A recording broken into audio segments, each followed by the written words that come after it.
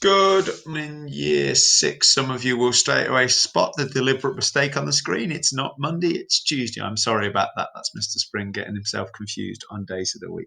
As we look forward today, though, through our maths, we're going to be thinking primarily about another skill, but today relating to percentages. But today in our catch-up lesson, we're going to look at estimating volume. To be successful in that, we need to understand what an estimate is. We need to understand how we use known facts to influence our answer when we're doing an estimate, and we need to construct estimates that can be based upon those known facts. So an estimate isn't a guess. Sometimes we use the words as synonyms, but they're not. A guess normally means that we don't know lots. An estimate means we do know lots, but not exact values. Okay, we have to know some things to make a realistic estimate, otherwise we're making a guess. So we use information we have to make what's called a best idea. Okay, a best guess, really. It's a little bit similar to a guess, whether we don't know some of the details, but it's not a complete stab in the dark. We do know some things. Okay, now if we look at this as an example, if there wasn't any gap, we would be able to identify what the volume of this shape was, because we could identify it as a cuboid. And so on that back row at the moment, we can see there was a gap. But if there was no gap, we'd know that it'd have a height of 3, a width of 4, and a depth of 3. So it'd be 4 times 3 times 3. Okay, so therefore it'd be 36. But we know at least one of our 1 centimeter cubes is missing. Okay, we don't know how many though, because of the perspective that we're viewing this from. So therefore, when we're making an estimate, we know it can't be 36 centimeters cubed because at least one's missing. We know that, well, we think that there's most of the other ones are there, so we're not sure how many are missing. Our estimate could be 35 if there's one missing, 34 centimeters cubed if 2 are missing, or 33 if 3 are missing. We might think a fourth one might be missing because the whole row might be missing on that back row, in which case it'd be 32 centimeters squared. We could even centimeters cubed. We could even think that some of the back corners might be missing, but we'd have to think about why we think that. If it's just that row that's missing, then the smallest it could be is 32 centimeter cubed. Okay, so we know some things, we don't know some other things. That's how we're making our estimate.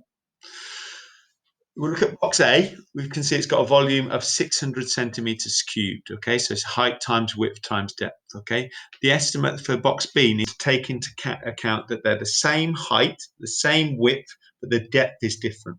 Now I'm looking and I think for box B, it's maybe 4, maybe 5 times as deep as box A. So I'm thinking my multiplication is going to be 600 centimeters cubed multiplied by 4. Okay, so I'm going to do 6 times 4, which is 24. Therefore, 600 times 4 is 2,400 centimeters cubed. Okay, it's approximately about 4 times as big. Okay. Shape A has a volume of 14 centimeters cubed. Okay, so if I look at that shape, I can't see individual centimeters cubed. So now this is where estimating comes into its own, where I might not know some of the elements, but I do know some. Now, which of the volumes do you think is greater? Which is the greatest volume? Well, I'm looking at B. B looks a fair bit bigger than A. Okay, so if it's 14 centimeters cubed, I'm thinking it's going to be significantly larger. I'm not sure about C because it's lower, but it's wider. So I'm finding that one a bit of a challenge. Now, I'm thinking that shape B then 20 centimeters. Okay, so it's a bit bigger. Shape C, approximately 20 centimeters. I think, though, looking at it, that shape C is probably smaller than great shape B, because I think that height is significantly larger for B, sufficient that I would say it's got the greatest volume. Okay. Thinking about how we can use this estimating skill in problem solving. Now, at the moment, I can see that Stan's got 2 boxes there. Now, each one of those boxes has a volume of 300 centimeters cubed. Therefore, 2 would be 600 centimeters cubed. Now, I think I can fit one more on that row. That would make 900 centimeters cubed for that top row. And I've got 4 rows. So what would be the approximate estimated volume? It's 900, 900, 900, 900. What would it be? Well done. If you got that, it's 3,600 centimeters cubed. 9 times 4, 36. Therefore, 900 times 4, 3,600 is an approximate estimate for the volume on that shelf. Okay, guys. Pausing the video here while you have a look through these 4 questions, please. Looking at the boxes, then looking at the shapes.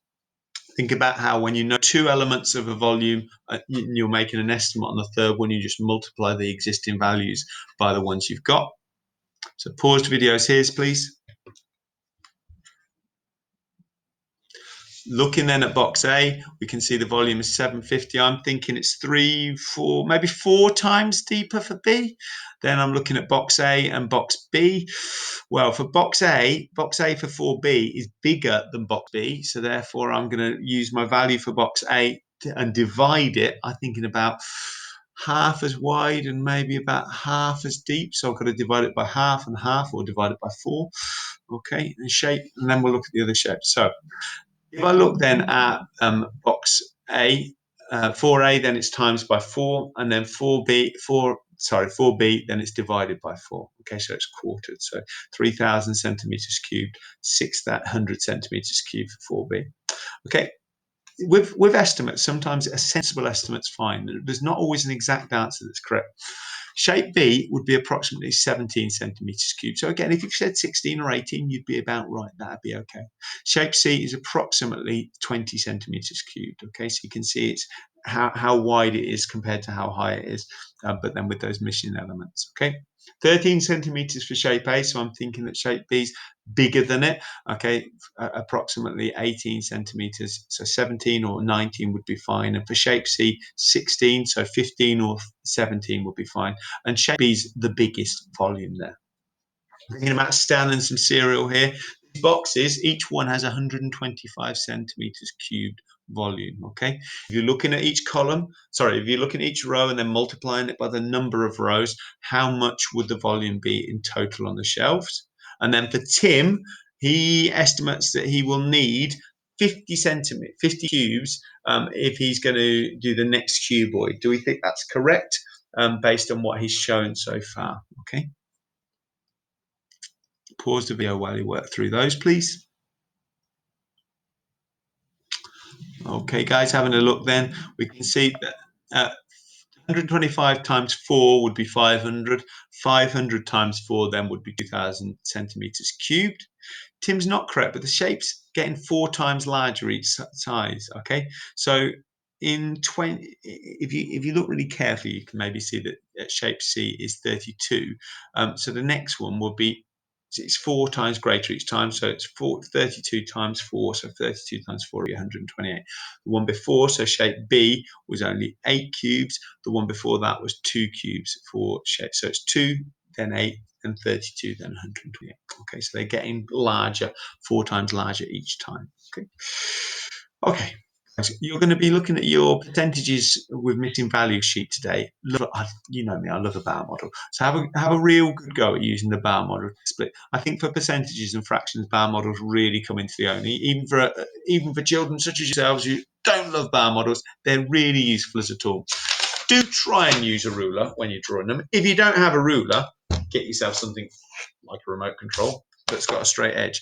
Draw down your straight edges and then divide amongst the parts so that you can see pretty accurately what you've got. If you don't have a ruler, don't worry, you can still do something. And that's supposed to be 4 equal parts. It's about 4 equal parts. And that then shows me, doesn't it, that for this question, that is 342. Now, how many equal parts have I got there? Well, it's 3. So what have I got to do? 342 divided by... so now I'm looking at 342 and I'm dividing it by 3, and that will help me to that answer. But I will understand that more by looking at my boxes in my bar. So I've got 1, 2, 3. I'm going the wrong way. 3. Okay, so using the bar model will hopefully help you unpick those percentages values.